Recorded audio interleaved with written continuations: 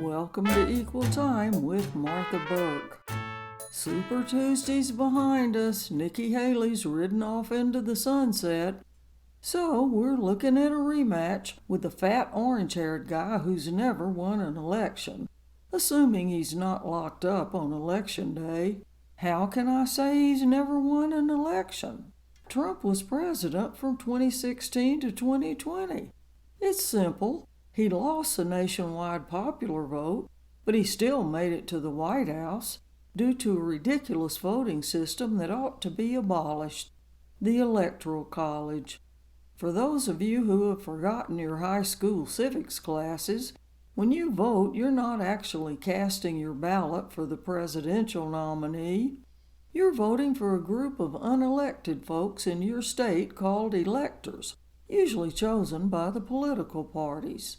They in turn cast the votes that actually elect the president. The main problem is these electoral college votes are not proportional to the popular vote. For example, one electoral vote in California represents 712,000 people. But in Wyoming, the least populous state in the country, one electoral vote represents only 195,000 people. However, each electoral vote has the same weight in the Electoral College, no matter how many actual voters it represents. That's why, even though Hillary Clinton beat Donald Trump by 2 million of the people's votes in 2016, she didn't become president. She lost the Electoral College by 306 to 232. 2020 was a different story.